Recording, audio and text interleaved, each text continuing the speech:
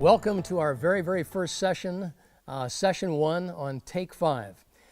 Each one of the sessions, I'm going to at least tell you a little bit about what that's going to cover. This particular first session, we're going to have 6 3 to 5 minute messages on how to make your message stick in the minds of people so that it doesn't evaporate. The first thing we're going to look at today are the 2 elements that I think make for really a good message, one that people are going to remember. And I take this from the teachings of Jesus. The first element is this. When you have finished preaching, you want people to walk out and say, I've never heard that in my life before.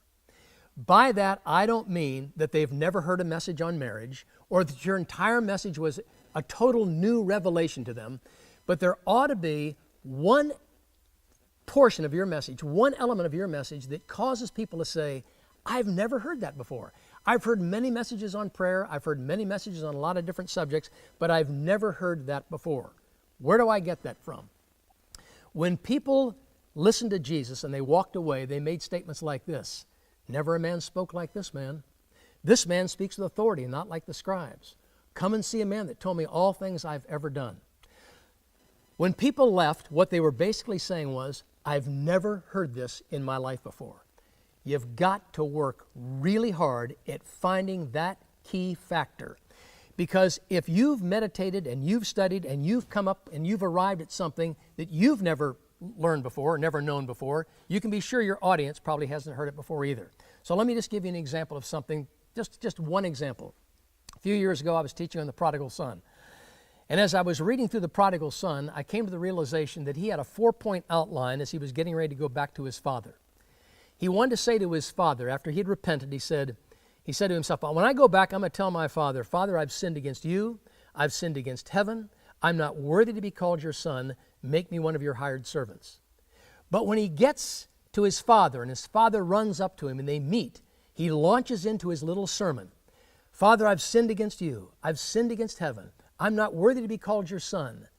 And before he can say, make me one of your hired servants, his father says, quick, put sandals on his feet, a ring on his finger, break out the fatted calf. His father stops him before he ever gets to the 4th part of his message.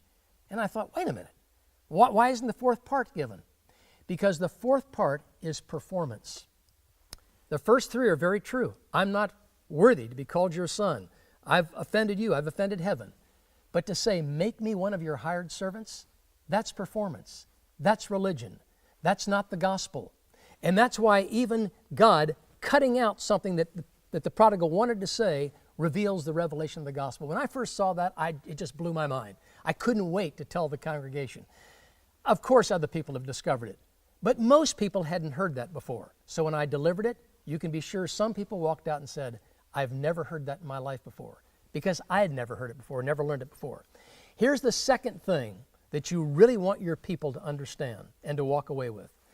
They need to leave feeling conviction, real strong conviction. Conviction means, I know I've got to do something with this message. Notice I didn't say guilt. Guilt is what you feel when you don't respond to conviction. Our job is to convict people by the power of the Word of God. Our job is not to make people feel guilty. So if I can reveal something they've never seen before, and I can bring this to a close, a tight close, I want them to walk away saying, I've never heard that before, and I feel convicted to do something about it. Now, the next time we meet, we're going to talk about how to distill your entire message into one sentence so that people will remember it.